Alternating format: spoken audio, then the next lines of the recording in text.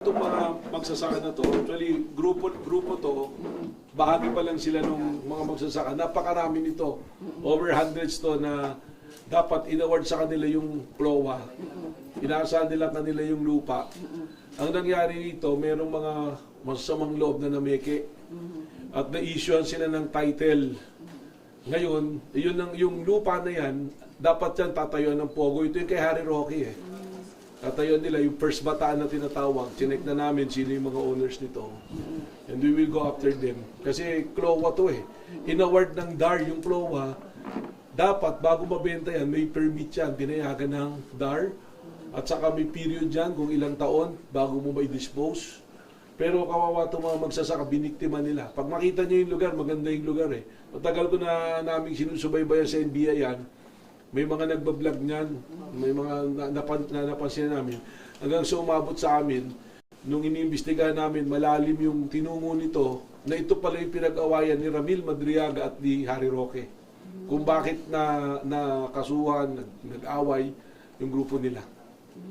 So may involvement dito pati yung mga Chinese na Pogo operator.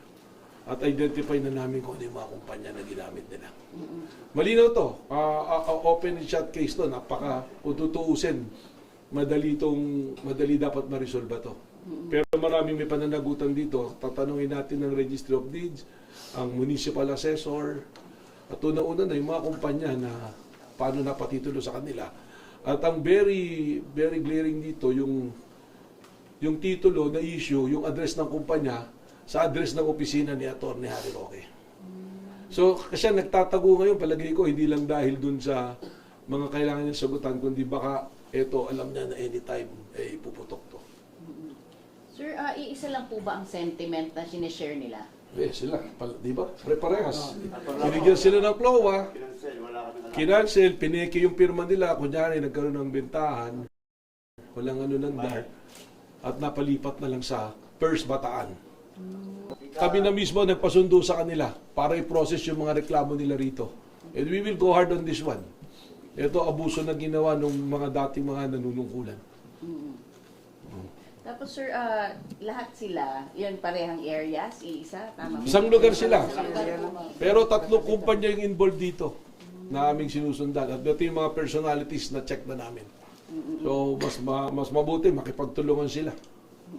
Sir, if it's okay to ask, paano na-connect talaga si Harry Roque dito? Yung titulo nga ng mga lupa na na-issue sa address niya napunta, siya yung abogado ng kumpanya at lumalabas doon sa mga initial na investigation namin, ito yung pinag-awayan nila ni Ramil Madriaga. Ito yung sinasabi doon, makita mo doon sa affidavit ni Madriaga, may binabanggit siya na pinag-awayan nila, pinaglaban niya yung mga farmers. Ito yun. Okay.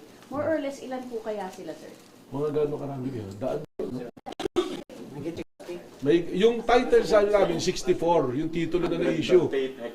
Pero napakalaki nun. Ilang hectare? 138 hectares. Maganda yung lugar. Merong cove area, may beach, no? May beach, may cove area. Lucky Beach. Maganda. Lucky Beach, yun. Yung Lucky Beach, ando doon. Tsaka strategic siya. Kaya nga kami, lahat ng angulo, tinitingnan namin ngayon dito kasi strategic din siya. Pwedeng puntahan ng mga vessel, malalaking vessel, di ba? Kasi malalim yung ano niyan eh. So, tinitingnan din namin yung angulo na yan. Okay. So, ano po ba? Yung mga clan po ba talagang doon, yung mga clan nila? Doon na kayo tumanda eh, di ba? Lugar na nila, kaya nga sa kanila nabigay dapat yung PLOA. Binana pa nila. May kumpanyang may-ari nyo, tapos na-carp nga yan, inisyo na sila ng PLOA. So yun nga. So maraming involved dito. Possible violation of anti-graft and corrupt, estafa, falsification, lahat na ng mga kaso. Tapos tinitinan namin, may namatay nga eh. Inambush to yung abogado nila na supposed to be magdi-deliver ng mga titulo. Si Atty. Anselmo Carlos. Kailan pa po yan? Tagal na to. Bago po ang pandemic, na-cancel po yung mga titulo namin. Okay, so bakit po ngayon lang kayo tatanungin ng mga tao yun eh, na bakit po ngayon lang? Hindi pa nakulong si Sir Ramil, pumunta yun doon sa laki. Siya tumutulong sa inyo? Tumutulong. Imbita kami na papunta dito, tulungan niya. Interesting yung kay Sir Ramil. Kwento mo nga yung direct na nakita mo, ano yung talagang actual na ano mo, experience nakita mo? Nakita ko nung pumunta na sa laki, tapos nang imbita na, nakita yung problema ng laki. Kahit yan medyo, Sige, kwento nyo ate. Huwag kayong matakot at kailangan totoo. sa amin sa problema namin.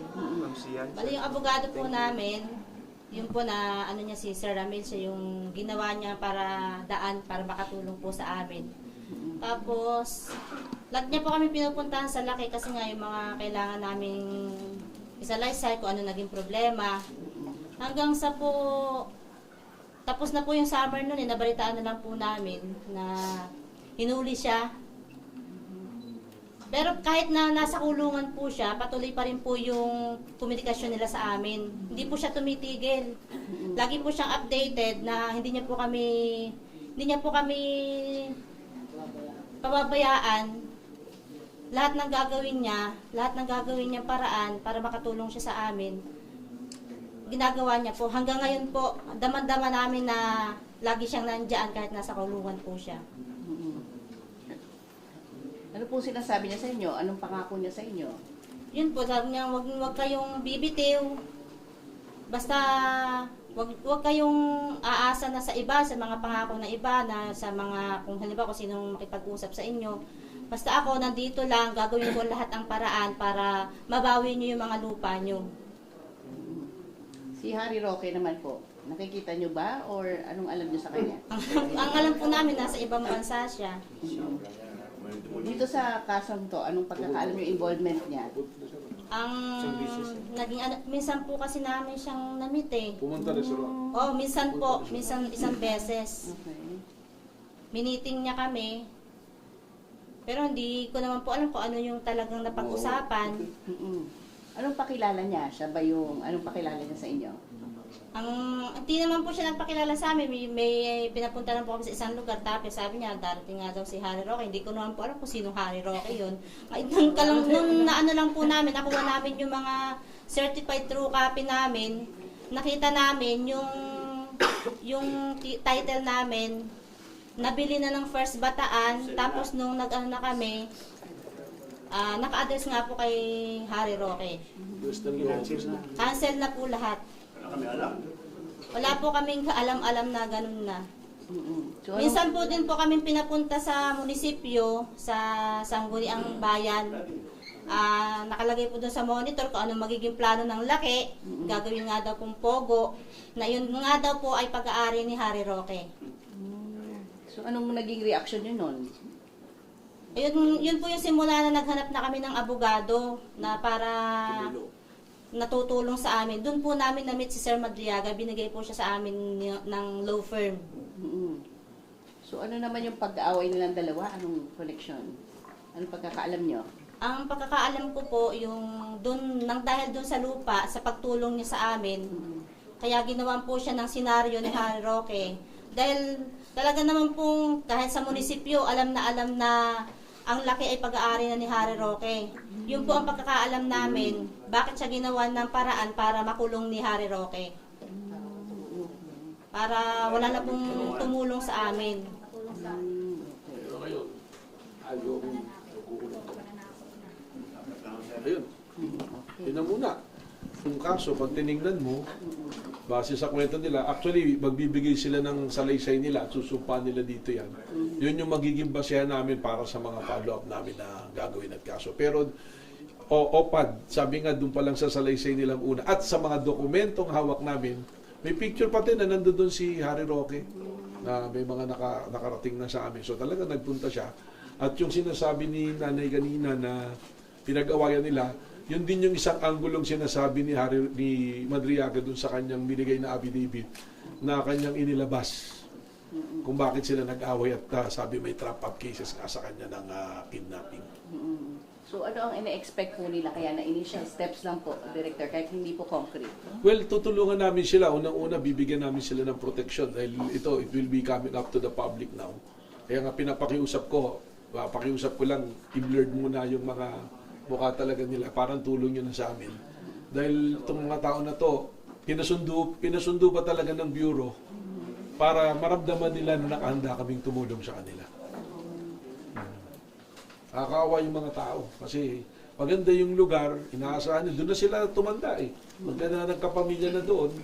Inaasahan magiging kanla. At ang tinitingnan din ng NBA dito na lead, baka hindi lang ito ginawa sa Bataan lang, baka buong bansa ito ginawa nila. So we'll dig deeper into this, imbestigahan namin talaga ito ng malalim. At lahat ng angulo na lumalabas dito ay aming bubuksan. And we assure the public that ang NBI will be very transparent on this matter. Lumalalim malalim yung mga issue natin. Yeah. So mostly sir, mga magsasaka sila, Yeah. ang profession nila. Mga magsasaka, kaya nga sila nabigyan ng CLOA, matagal na silang nandoon. Matagal na sila doon sa lugar na yun. Yung iba nga, hindi na nila nagalaw. May mga personalities na kami, kasi syempre nagrehistro naman yung First Batana yan sa, nag-incorporate yan eh. So we're finding the leads na sa mga personalities involved. Ang very glaring, very clear dito is the address of the title, ng 64 titles, lahat naka-address sa opisina ni Atty. Harry Roque. Ang maganda, umuwi na talaga si Harry Roque para sagutin niya yung mga katanungan na to. May dagdag na message pa po kayo? Kaya mensahe ko lang sa mga kababayan natin, kung lalong-lalo na sa mga humarap dito, huwag kayong mag-alala. We will extend every help sa inyo and kung ano yung pwedeng kami maibigay na protection at tulong sa inyo. Yung pagharap nyo dito, alam ko mahirap, malakas loob na ginawa ninyo, hindi namin kayo pababayaan. And to those mga mamamayan na dumaranas o dumanas ng parehas na kahirapan ng mga magsasaka na to, meron ho tayong National Bureau of Investigation, pwede nyo pagtiwalaan, pwede kayo dumulog po sa amin dito. At hindi po kami magdadalang isip na tulungan po kayo.